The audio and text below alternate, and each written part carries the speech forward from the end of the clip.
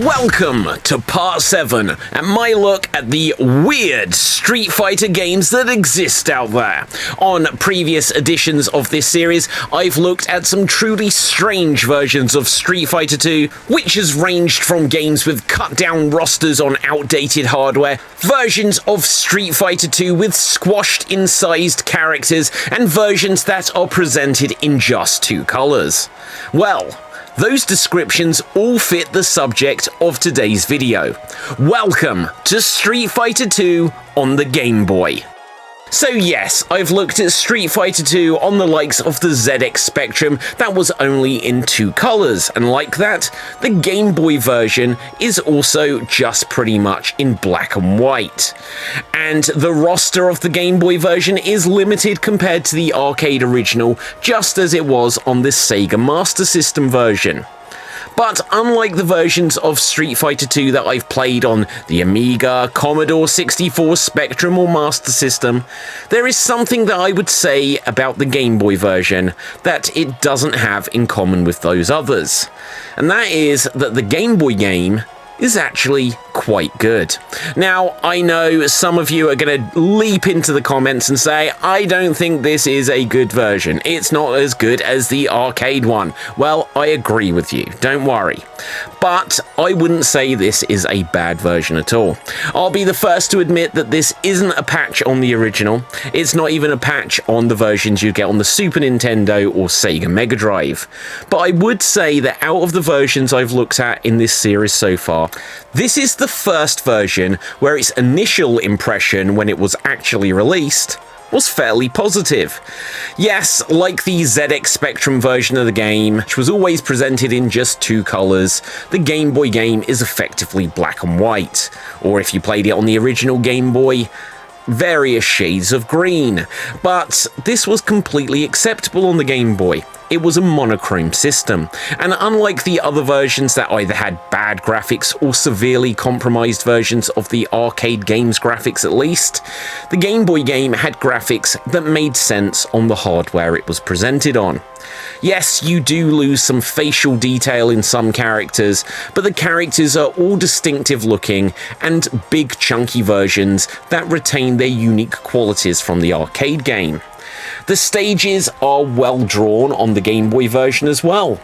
That said, this version of Street Fighter 2 mysteriously takes place in an empty world, as the stages all cut the people who would watch on in the background in stages like you'd see in Chun-Li's and Guile's stages. You're not going to have people in Chun-Li's stage just looking on as they're doing their shopping in that market street, and you're not going to have the soldiers with their chicks on their sides watching on Guile's stage. Now, this does simplify the graphics. You don't want people in the background, which might confuse you with, are they the people you're trying to attack? But truthfully, I don't think that was going to happen. But the people would be animated, and removing them means that you're not stuck with static people in the background. But perhaps this does lose the slight element of these fights being things that people would gather round from a story sense. You know, oh, these 2 world warriors are fighting, so everyone comes out to watch them. That, unfortunately, is lost in the Game Boy version. But still, I couldn't complain about the graphics on my chunky original Game Boy back in the mid-90s, and I won't complain about them now. They look good for what could be achieved on the original Nintendo Game Boy. People didn't have the same expectations for Nintendo's original handhelds as they do on home consoles. In this sense, the cut-down graphics here got a free pass over the comparatively poor or bad graphics seen on the Commodore 64 or Spectrum versions, or the lack of animation frames seen on versions like those in the Amiga and Atari ST ones. I do know that some of the special moves do look a little bit weird in this game. When you see Ken or Ryu's Hurricane Kick or Chun-Li's Bird Kick, they feel like they're kind of slow motion, like they are launched into, like they jump up into the air and then magically start moving to the right. It's not all one flowing, flying motion like you'd get in the original game.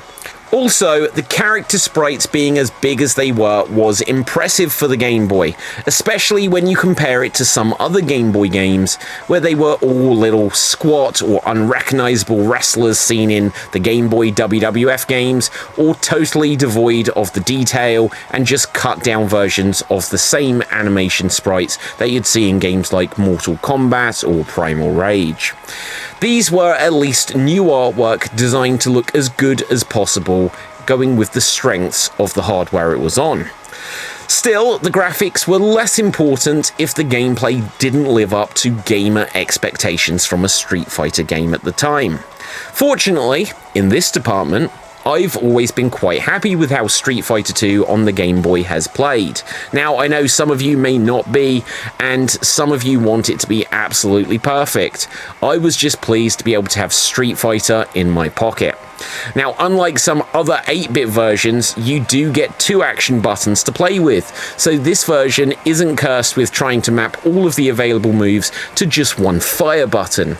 You've got a punch and you've got a kick, and whilst you don't have 6 action buttons like on the arcade or the Super Nintendo or Mega Drive, if you're lucky enough to have a 6-button controller that is, what you do get with just 2 buttons still feels like Street Fighter. Once again, they go down the route of the longer you hold a button, the harder and heavier your attack will be. This is of course helped by the original Game Boy having a decent D-pad, and you're still able to pull off all the usual special moves that you could on the home console or arcade versions. But after this, the game suffers from cut content.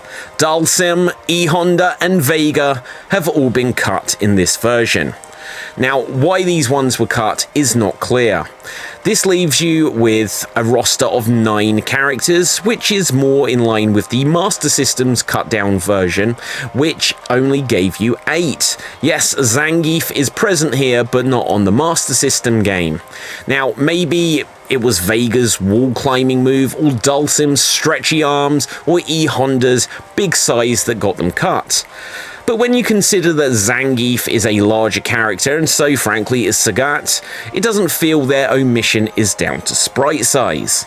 I do have a theory on why these characters may have been cut, but I'll get to that in a little while. Now, also on this game, you don't get voice samples, so you don't hear the likes of Sonic Boom, Hadouken, and USSR. But that's fine, you didn't really expect there to be voice samples in Game Boy games generally. The music was decent, and there are nice Game Boy adaptations of the famous tunes. Just hearing whooshes and crackles for special moves does feel a bit weird though, instead of that Sonic Boom! But hey ho, like I say, it was serviceable. The game also lacks the special stages, so you don't have fun breaking barrels or smashing up cars or brick walls here. You also can't smash crates or barrels dotted about on the stages like in their versions at the arcade or on home consoles, and that is a shame. But despite there being no barrels or crates, for some reasons, that big rock at the front of Chun-Li's stage is still there. It's never made sense to me why that is there or what its purpose was, but it is at least in this version. The game also doesn't feature any endings, and that is a real shame, because when you'd get to the end of the game in the arcade or on the Super Nintendo, etc., you'd be treated with a little cutscene which would give you a reason to play through the game as each of the different available characters. In this version, you don't even get a graphic. So, like on the Master System version, you just saw the 3 bosses that were available to fight in it. But this one, you just get the word congratulations and presented by Capcom. Woohoo! Yay, I did it. But whilst I've pointed out the reduced graphics and content and simplified controls, is that enough to make this a weird version? Well, at this stage, I feel like I may eventually cover every Street Fighter game, because this is part 7 after all. But in my opinion, whilst this is a good game in that it is fun to play and feels like Street Fighter, these factors that I've spoke about don't really make it weird. The stuff that makes it weird is something else. Now, the game lacks all of the stuff I've noted, but since it released in 1995, this game is actually something of a version of Super Street Fighter 2, or perhaps even Super Street Fighter 2 Turbo, rather than being a version of the original Street Fighter 2 that it shares a name with. The character artwork is from the Super Street Fighter 2 game, and may even have some of the updates of moves and other little tweaks that you'd get in Super Street Fighter 2 Turbo. Now, when you consider this, it means that as a version of Super Street Fighter 2 Turbo, this game is actually much more cut down than we first thought. In addition to the missing characters like Dulcim and E Honda and Vega, it also means that technically it therefore lacks Cammy, Fei Long, DJ, T-Hawk and Akuma. Now, maybe that's unfair, and the choice to include none of the new challenges shouldn't be seen as it being a bad version of Super Turbo, but rather as an enhanced version of the original Street Fighter 2 with some bonus additions from the later new challenges and Turbo games.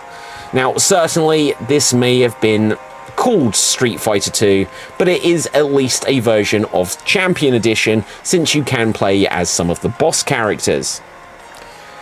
I'm not sure of the cart size of Street Fighter 2 for the Game Boy, but at least some of the memory for it was used for the game's compatibility on the Super Game Boy, so that you could play this on your television via a Super Nintendo. This may potentially explain some of the absences of the game, like the special stages or some of the missing characters. As well as the cut down graphics, the cart also contains Super Nintendo quality versions of the stages that are visible as borders on the television around the Game Boy graphics. Now, it's not the full stage and there's no parallax scrolling and all that, but it's cool to think that these were included to give you a better sense of the stages you were in from the arcade game. One thing I will say about this inclusion though is look how long it takes everything to load. Loading in the border each time actually really slows down the game. And I didn't realize until editing this video, but even the Game Boy game is quite slow after you win a stage. It's just kind of hanging there and it is slow. It's like the game is slow loading, and that's so weird for a cartridge game. I'd never noticed it until making this video though. It would be funny if a second player with a second copy of Street Fighter 2 plugged in their Game Boy with a link cable into the Super Game Boy 2 and then found that they couldn't fight a player with one plugged into the Super Game Boy 2 because the games were programmed to use two players with two Super Nintendo controllers. Look, if you know what happens in this scenario, let me know in the comments. The game also featured Survival Mode, which is a one fall to the finish mode where you take on each character but only need to beat them once to win and move on to the next fighter. But it's not all easy, as you only have one life bar for the whole tournament, and if you lose any round, it is game over. Now, you do regain some energy if you win a round, but this is definitely tougher than playing it through the normal mode. I did note that this version also updated Ryu's quote of "you must defeat Shenlong to stand a chance" to "you must defeat my Dragon Punch to stand a chance." Now, this is something that was also true of later versions of the game and not in the original version of Street Fighter 2. This may seem a dated game these days, but unlike some of the versions that we've looked at in this series where the expectation was higher because they were to be played on your TVs, this game was seen as good for bringing the arcade game to a portable console. For a long time, it was the only way to play Street Fighter 2 on a handheld after all. Well, actually, it wasn't, but I'll leave the alternative ways to a later video in this series. So that is going to wrap things up for another edition of Weird Street Fighter Games. What are your memories of Street Fighter 2 for the Game Boy? Did you have this cart? And how do you feel it holds up today? Would you ever bother playing it again? Or would you just play an arcade perfect version on whichever version is currently released? Do you like these quirky and slightly outdated, cut down and reduced versions of Street Fighter games? Or should we just have the best of the best and play the arcade perfect original? And do you think that Capcom were wrong to cut or limit some of the content as much as they did? Were they cutting corners, or were you fine with the game being what it was back then? Like, imagine if you had this version and then you played it on your Super Game Boy, on your Super Nintendo.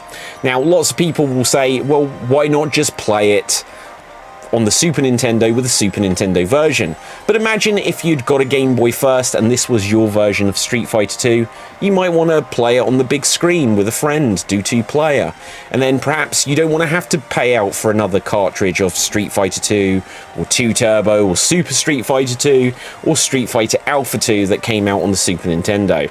I don't mind, I quite like playing outdated games on big systems. It would be like not playing Donkey Kong Land on your Super Game Boy just because you've got Donkey Kong Country on there.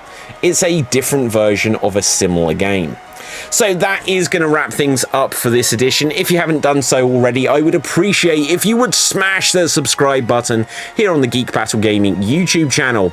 There are going to be several more parts to this series of weird Street Fighter games, and also do check out all of the other videos, documentaries, reviews, and whatnot that we've got on the channel. I'll also remind you that you can check out the article versions of any of the videos by going over to www.xstreamed.tv/gaming. And with that, until next time, stay safe, always stay extremed, and ciao for now. Boom! And we're off the air. And with this series, Sonic Boom! And we're off the air.